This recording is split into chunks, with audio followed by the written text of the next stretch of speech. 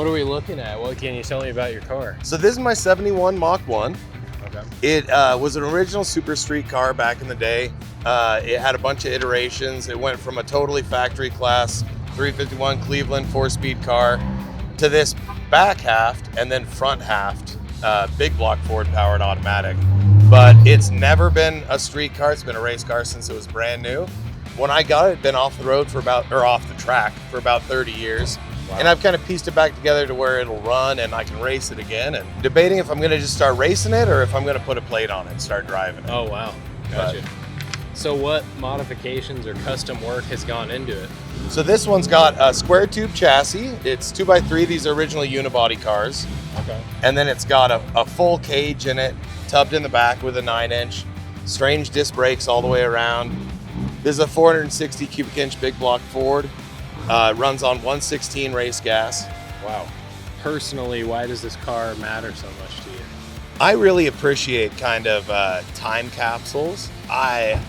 Personally, now we have such good technology that I would never big tire a car. You can hook up with a small tire now. There's no reason to tub a Mustang. You just put a sticky little tire on it, it'll do just fine. But cars built like this back in the day, the only way to go fast was put these big old flotation tires on the back. Oh yeah. And this one was it has so much racing heritage ever since it was brand new that it just kind of means a lot to me to keep something like that on the road more than to build one that is just a normal car. Right. So what's one of your best memories in this car? In this car, I actually went out to Evanston, Wyoming to their 8th mile drag strip, and we brought out my stepmom's white 68 Chevelle there. It was the first time I'd got this car running, and I absolutely sawed her off. Like, it wasn't even close. Half tractor. And it was pretty funny because my car's all different colors and hers is all painted nice. And all my brothers, my dad, my stepmom, we all race. We all love building cars and just having fun with them on the weekends or just driving them around. That's sweet. So if your car had a name, what would it be? So this car, I want to put a name on the side because it's an old drag car, and I want to name it Shadowfax. Shadowfax? Yeah. What's the story behind Shadowfax? It's a Mustang, and Shadowfax is Gandalf's horse from the Lord of the Rings books. There you go. So it's the coolest horse name I could think of. Yeah, that's awesome. So what's your ultimate car goal or dream garage setup? Oh man, that's hard. I've got a lot of cars and most of them are just projects, but I mostly just love messing with them and tinkering on them and stuff. That's almost more fun than the end, when you're done with it.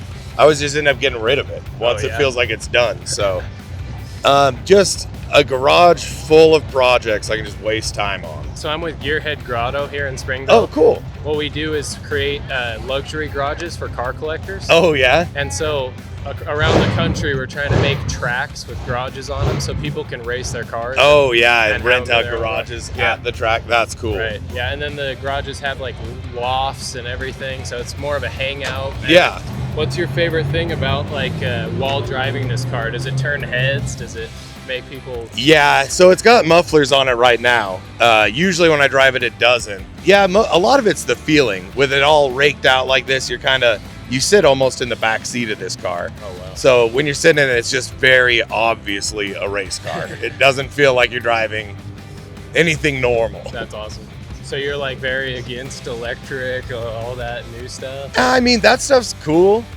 It's its own way. It's a different feeling to me. It's like, I don't know. You don't get the feeling of the rumble of it?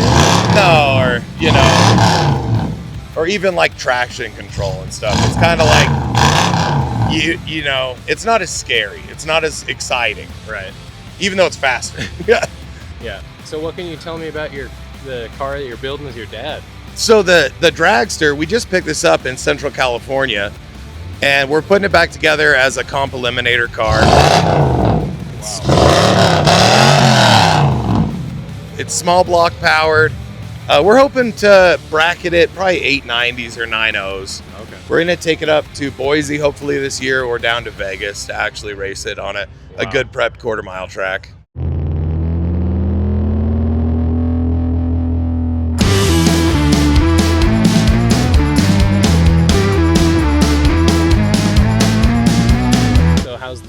project been going? Any been problems? Nothing weird. Luckily, it's just a small block and an automatic. Pretty straightforward. Just bolt it all together and make it work. And hope it works? Yeah, hope it works. Hope it goes straight. That's awesome. Let me see. What advice could you give to someone buying their first classic or muscle car?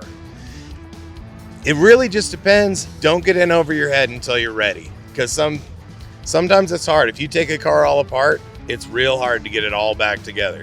Right. So I always tell people, for your first hot rod, buy something you don't really care about and just drive it. Don't worry about restoring it. You have just as much fun driving a $1,000 hoopty as you do driving a $50,000 car. Oh yeah, true.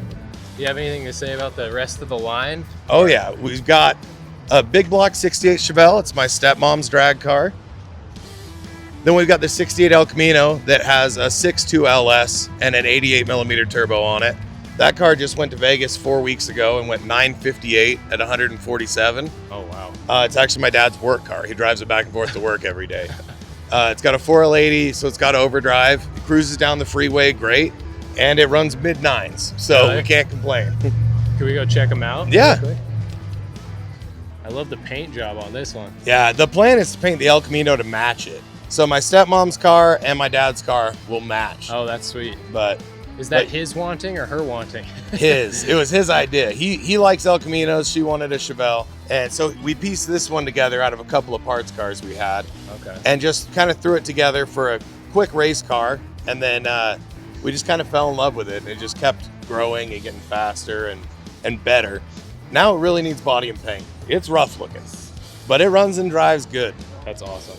Anything unique about it that you can tell us? This one was actually a base model car to begin with. It's made out of a lot of parts of other cars we've done. But yeah, motor is just a stock bottom end LS out of a 2010 Escalade. So it's the 6.2 rectangular port heads. Okay. And then just an 88 millimeter turbo. And it's kind of just the recipe these days. Yeah. If you want to have 800, 1,000 horsepower, and is the way to do it. Then this is my little brother's LS swapped RX-8. Okay. It's got a 5.3 all aluminum out of a Chevy Avalanche and a CD09 6-speed out of a 350Z. He actually drifts this and drives it to work a lot. Oh, wow, that's awesome. He built it just as his weekend drift car, and it's just been really good. So he just drives it everywhere. So you are all into like racing, and he's into drifting? Oh yeah, and he drag races too. He actually took this to LS Fest as well, and it went bottom 12s in the quarter. It's naturally aspirated. I believe he went 12.3 at like 118. He did put a nitrous kit on it since then, and we'll see how it runs now. Yeah, but awesome. It's a fun car. That's sweet. Yeah, we sponsored a drift racer in LA. Oh, really? And yeah, for the Formula Drift. Yeah. Yeah, and we went out and filmed with him. That was such a cool event. Oh, that's cool. It got me way more into drifting because I've always been into like the racing side Yeah. of things more. But that learning about drifting was really fun. Oh yeah, But drifting's awesome. a lot of fun to go out and watch. I don't ever even do it, but 3 of my brothers are into it, so I always end up pit crew out there helping them fix them because That's awesome. you break everything. Yeah.